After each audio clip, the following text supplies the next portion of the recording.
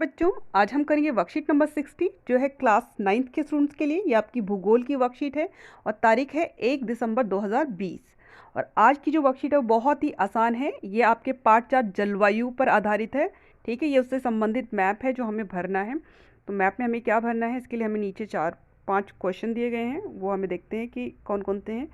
दिए गए भारत के राजनीतिक मानचित्र में निम्नलिखित को दर्शाइए। वह राज्य जहां सर्वाधिक वर्षा अक्टूबर व नवंबर माह में होती है।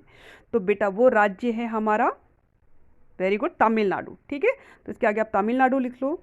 अच्छा, अब दूसरा भी देख लेते हैं क्या है। वह दो राज्य जो वह दो राज्य या केंद्र शासित प्रदेश भी हो सकता है जहां वार्षिक वर्षण 10 सेंटीमीटर से भी कम होता है। तो ऐसे जो राज्य है वह एक है राजस्थान। ठीक है, राजस्थान का जो पश्चिमी हिस्सा है उसमें बहुत कम बारिश होती है।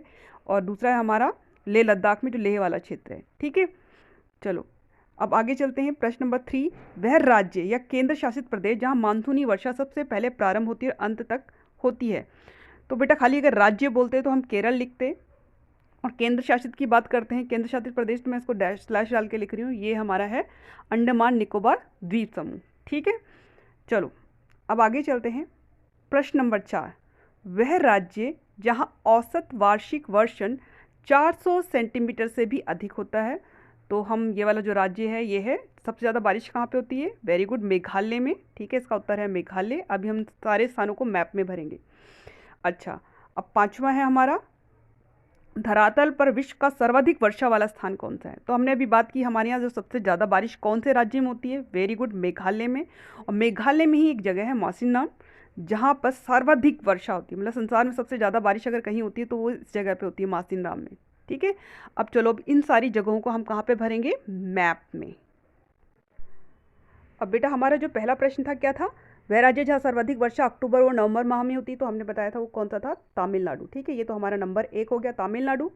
और अब है प्रश्न नंबर 2, वह दो राज्य या केंद्र शासित प्रदेश जहां वार्षिक वर्षण 10 सेंटीमीटर से भी कम होता है वो कौन से थे, वेरी गुड, एक था राजस्थान और दूसरा था लद्दाख। ठीक है, ये हमने ऐसे मानचित्र में दिखा दिया। राजस्थान जो है उसमें थार मरुस्थल जो है गर्म मरुस्थल है, लद्दाख में जो मरुस्थल है वो हमारा ठंडा मरुस्थल है। ठीक है, मरुस्थल इसलिए क्योंकि यहाँ पे बारिश जो है बहुत कम होती है। चलो अब अगले उस पर चलते हैं हम।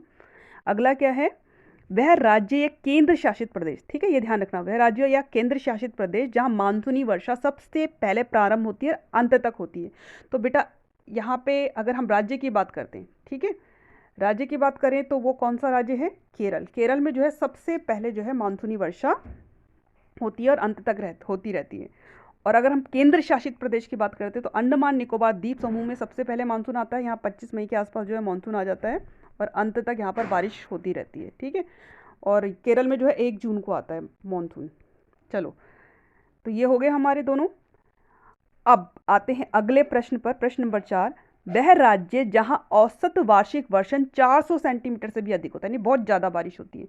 तो हमारे यहाँ एक ऐसा राज्य है जिसका नाम भी मेघ पर है, मेघालय। वहाँ पर सबसे ज़्यादा बारिश होती है। ठीक है, और वो कहाँ पर है, इधर। ठीक है, ये हमारा बांग्लादेश है उसके ऊपर है मेघालय।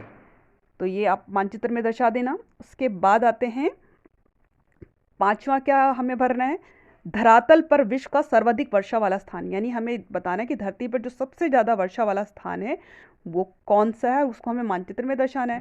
तो सबसे ज़्यादा बारिश किस राज्य में होती है, वेरी गुड, मेघालय में। और सबसे अधिक वर्षा वाला जो क्षेत्र है वो यहीं पर है, वो है ये वाला क्षेत्र जो मैंने दिखाया हुआ ना, ये वाला एरो, ये है मौसिनराम। क्या नाम है, मौसिनराम। यहाँ पर सबसे ज़्यादा बारिश होती है, संसार में सबसे ज़्यादा बारिश कहाँ पे होती है, मौसिनराम में। तो अब ये जो आपका मानचित्र है, मैप वर्क है, ये कंप्लीट हो गया है। आप इस मानचित्र को भर कर, ध्यान से भरना, भर कर अपनी कॉपी में चिपकाना और उसको प्रैक्टिस करना। ठीक है, तो मन लगा के पढ़ो और अच्छे अच्छे नंबर लेके आओ। बाय बच्चों।